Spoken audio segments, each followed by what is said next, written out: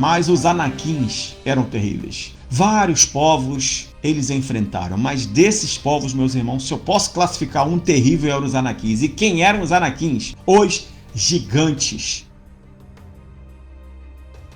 Não te mandei eu, esforça-te e tem bom ânimo.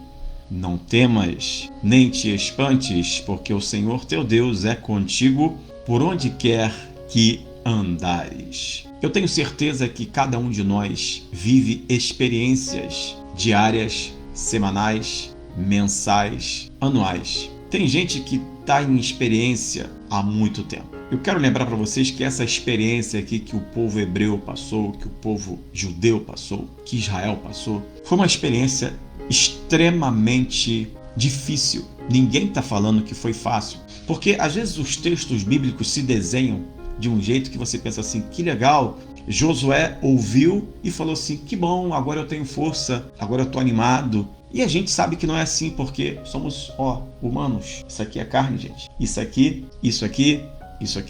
se preocupa, isso aqui se preocupa, isso aqui dói, isso aqui se machuca, isso aqui se cansa. A gente é carne, nós somos carne.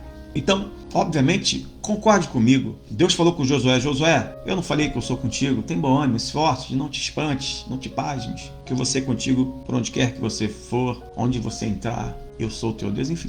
É muito legal a gente ouvir isso, mas eu quero que você, por favor, entenda uma coisa. Por mais que tenha sido maravilhoso para Josué ouvir isso da parte de Deus, como é maravilhoso para nós ouvirmos isso, o nosso lado humano sempre vai pender para coisas ou para pensamentos que a gente não queria ter, mesmo a gente ouvindo a voz de Deus, mesmo a gente entendendo que é o Senhor que está falando conosco. E isso é perfeitamente normal. É claro, queridos, que a gente, à medida em que a gente se aproxima mais de Deus, e como a gente se aproxima mais de Deus, uma vida de oração, uma vida de busca, é uma vida de aproximação, uma vida na presença dele. Mas quanto mais a gente se aproxima, quanto mais a gente busca, mais a gente sente a presença dele. Isso é normal. Obviamente Josué buscava e sentia a presença de Deus. A responsabilidade é muito grande. E eu quero falar sobre responsabilidades, mas o tema que eu coloquei foi anima-te, anima-te. E nós temos algumas coisas muito claras aqui, algumas atitudes, alguns posicionamentos, algumas coisas que interferiram e vão interferir no rumo e na história das nossas vidas. E eu louvo a Deus que a primeira pessoa que garante um rumo certo para a minha vida e para a tua vida é o Senhor. É o nosso Deus que nos manda, que nos ordena, que nos dá conselhos e que garante. Preste atenção. O mesmo Deus que fala assim, eu te mandei. Qual foi a ordem? Todos sabem, né? Só pra gente recapitular. Deus fala assim com Josué, olha, Josué, Moisés, meu servo é morto. Agora você vai herdar esta grandíssima responsabilidade. Pega este povo e atravessa o Jordão. E aí a gente sabe que tem a conquista de Jericó também e outras conquistas. A gente sabe dos problemas do pecado de Acã. A gente sabe, enfim, daquilo que aconteceu depois, da divisão das tribos. Tudo acontece depois. Daqui a pouco eu vou falar, talvez, eu acho, tá? Além do pecado de Acã, do principal problema ou da maior dificuldade, quando eu falo maior é maior mesmo, que Josué enfrentou juntamente com Caleb. Mas daqui a pouco eu falo sobre isso. Agora, para que você entenda, o primeiro posicionamento, independentemente de qualquer coisa, sempre será de Deus. O Senhor sempre terá o primeiro posicionamento em nossas vidas. E o primeiro posicionamento de Deus é garantir aquilo que Ele fala. Ele fala assim, eu te mandei. Então ele garante aquilo que ele fala. Ou seja, Josué, fica tranquilo, porque se a ordem foi minha e é minha, seguem-se situações que eu garantirei para a tua vida. Mas é necessário e é preciso que você, Josué, é preciso que você, meu irmão, você, minha irmã, entenda que o mesmo Deus que está falando contigo, eu te mandei. Aconteceu alguma coisa, por quê? Para Deus falar isso para Josué, tinha acontecido uma outra coisa antes. Então, para Deus estar falando isso para você, aconteceu alguma coisa antes, para agora você ter tomado uma decisão e já saber que você vai ter que encarar alguma situação. Então, qual é a decisão que Josué falou? Ok, eu topo, eu vou encarar essa situação. E a situação era simplesmente tomar posse da terra prometida, ok? Então aconteceu alguma coisa contigo e Deus falou assim, agora vai porque eu te mandei. E você está falando consigo mesmo assim, ok, Senhor, eu vou. Só que dentro de nós, dentro de mim, dentro de você, evidentemente vai bater aquela coisa, vai vir aquele medinho, aquele temor, aquele espanto normal de qualquer ser humano. Eu tenho certeza que Deus está falando contigo e você está entendendo. fazendo. Não é que nós estejamos desconfiando de Deus, muito pelo contrário. Nós temos a plena certeza que Ele está conosco, mas isso é o nosso lado natural, é o nosso lado humano, ok? Toda vez que a gente recebe uma ordem de Deus, o nosso lado humano fala assim: ah, meu Deus, como é que vai ser, Senhor? Me ajuda. A gente fica assim. Isso é normal. Acontece comigo e contigo. Pelo menos comigo acontece, né?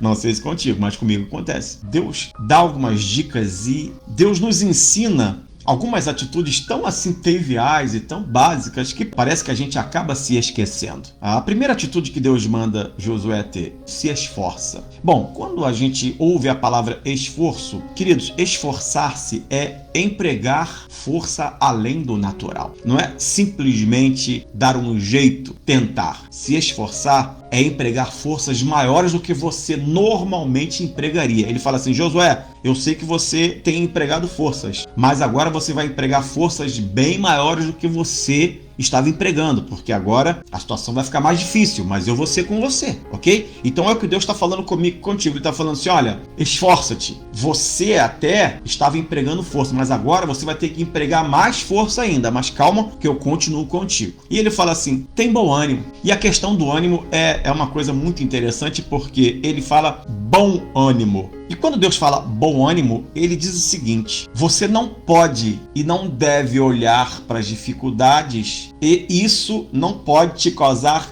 desânimo. Ou seja, Josué, ele estava vendo o que iria acontecer à frente. Você está vendo o que vai acontecer à tua frente. Se isso te causar desânimo, se isso te desanimar, você sequer vai sair do seu lugar. Ainda que você tente se esforçar, seu esforço será em vão. Por isso que ele fala: tem bom ânimo. É um ânimo diferente. Ou seja, nesse momento, o esforço tem que ser uma força empregada a mais e o ânimo tem que ser bom, tem que ser a mais também. Ou seja, coisas naturais não podem acontecer conosco. Eu louvo a Deus que o Senhor tem derramado sobre nossas vidas o seu Santo Espírito. Por isso, nós temos forças que vêm dele e nós temos agora um bom ânimo para seguir, para conseguir intentar naquilo que Deus falou que deveríamos fazer e praticar. Deus está conosco. Continuando, ele fala assim: não temas, nem te espantes. Em outras traduções está: não temas, não pasmes. E aí a gente vai usar essas três palavras: temor,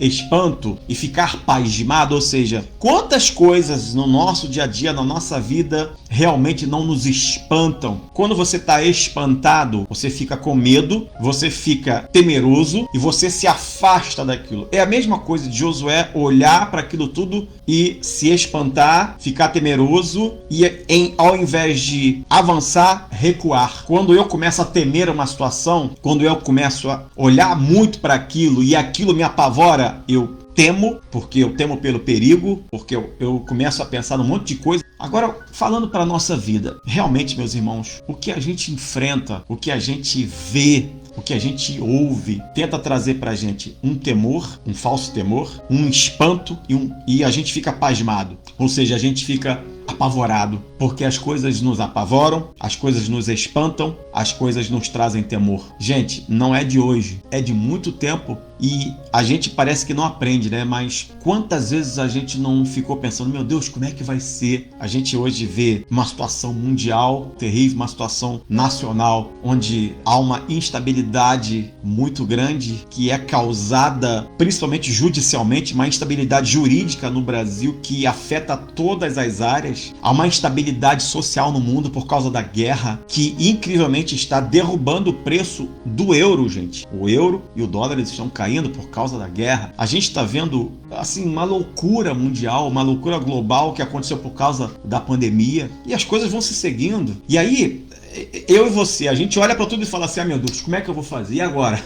Né? A gente fica pasmado, a gente fica espantado, a gente fica temeroso pelo que vai acontecer no dia seguinte, porque eu e você temos compromissos, temos contas a pagar, a gente tem que alimentar os nossos filhos, a gente tem que alimentar as nossas casas, a gente tem que produzir e a gente fica vendo tudo assim, nessa coisa galopante, a gente observa que tudo vai num ritmo assim muito terrível e a gente começa a pensar assim: como é que vai ser? O Brasil, né? Nessa situação toda maluca e que tudo aqui é politizado, enfim, não vou entrar nesse assunto agora. E aí você vai vendo e você vai pensando assim: meu Deus, como é que vai ser? Aí Deus vem e ele começa a falar comigo, contigo, como falou com Josué: calma, Josué, primeiro eu te mandei, mas fica tranquilo. Só se esforça, tenha muito bom ânimo, não temas, não te apavores, não te espantes. Sabe por quê, Josué? Sabe por quê, meu irmão, minha irmã? Porque eu vou ser contigo. Porque eu serei contigo em tudo que você for passar, eu vou passar juntinho de você. Onde quer que você for, onde você entrar, eu vou ser contigo. Eu vou te ajudar. Eu vou te dar vitória. Eu vou te esforçar. Aleluia. E aí, eu vou para a coisa decisiva que aconteceu. Mas os anaquins eram terríveis. Vários povos eles enfrentaram. Mas desses povos, meus irmãos, se eu posso classificar um terrível, eram os anaquins. E quem eram os anaquins? Os gigantes.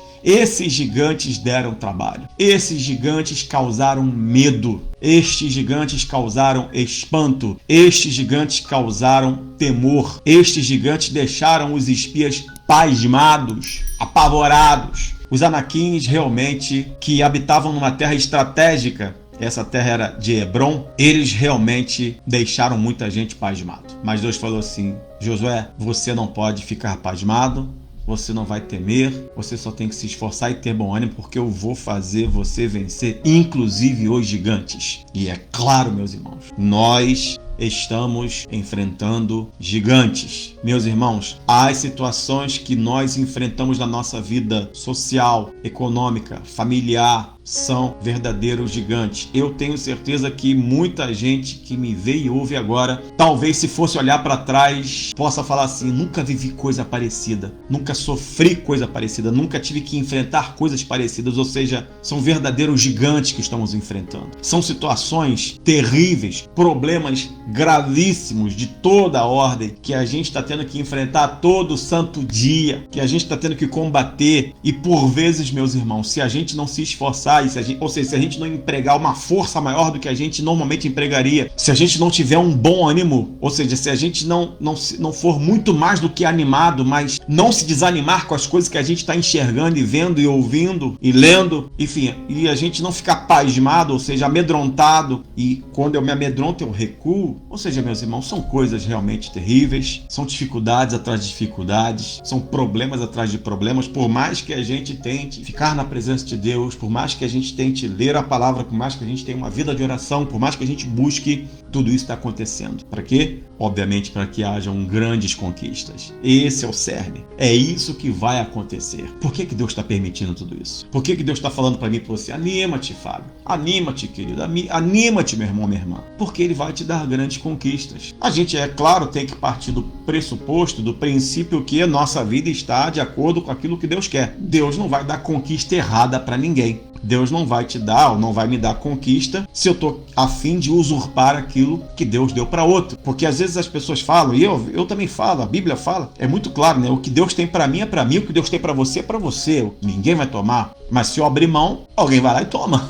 Se você abrir mão, difícil. Gente, nós tivemos combates contra gigantes, gente muito maior. Os anaquins eram perversos, sanguinários, torturadores, pessoas más, que não matavam suas vítimas de uma vez, que maltratavam suas vítimas terrivelmente antes de matá-las. Esses anaquins causavam espanto, causavam temor, porque alguém pensava assim: eu não quero cair na mão desses caras, porque eles não vão me matar de uma vez, eles vão me torturar até eu não aguentar mais. Existem situações que a gente literalmente pensa assim: meu Deus, eu não posso cair nessa situação, senão eu não vou aguentar. Isso são as situações que a gente acaba tendo que enfrentar. Alguém entende o que Deus está falando? São situações que literalmente se apresentam na nossa frente como gigantes terríveis e maldosos. E aí a gente pensa: e agora, como é que eu faço? Queridos, o Senhor está conosco. Deus vai te dar a estratégia, Deus vai te dar o momento, mas você não vai poder fugir da batalha e da guerra. O Senhor vai ser contigo nessa batalha e nessa guerra, porque Ele colocou em ti, em mim, em nós, um espírito de fortaleza. Aleluia! E aí nós veremos que vale a pena ser fiel, vale a pena continuar crendo e nunca desistir. Esta é a mensagem. Este é o mover de Deus em nossas vidas e é tudo aquilo que Deus quer que aconteça comigo e contigo. Então, amados, em nome de Jesus, nós temos recomendações: esforço, bom ânimo, não temer, não se espantar, crer que Deus está conosco por onde quer que nós formos e andarmos, e entender que tudo acontecerá conforme o querer dele. Ele tem colocado em nós um espírito de fortaleza, um espírito de amor e um espírito de moderação. para nós entendermos que Ele nos faz fortes, que por causa deste grande amor nós venceremos e pela moderação saberemos o momento exato e a hora exata, nem mais nem menos.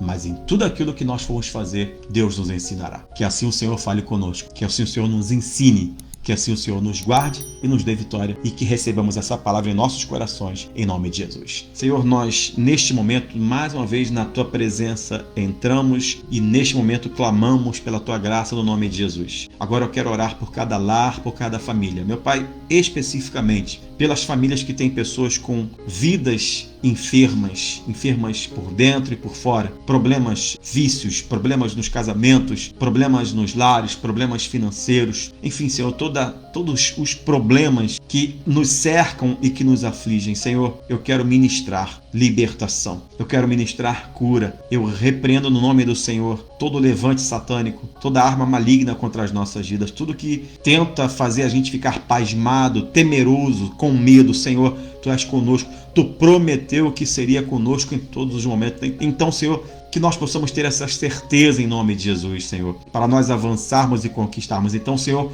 como ministro do Evangelho, eu ministro sobre esta casa, sobre este lar, sobre esta família, libertação de todos os males, cura de todas as enfermidades, e a Tua bênção e a Tua presença, e acima de tudo, Senhor, a Tua salvação. Se alguém depois, meu Pai, estiver vendo, assistindo, e com certeza assistirá, meu Pai, este vídeo, esta mensagem, e ainda não tiver entregue sua vida a Cristo, que primeiramente se entregue a Cristo, porque Cristo falava claramente, depois que fazia um milagre, Ele dizia: hoje a salvação chegou. Senhor, primeiro Jesus salvava, para depois curar, ou levantar, ou fazer qualquer coisa, mas Ele primeiro queria salvar. Então, Senhor, que primeiro haja salvação nesse lar e nessa vida, e que a Tua presença seja uma marcante a cada dia, em cada vida. Te glorificamos por tudo, no nome de Jesus. Amém e amém.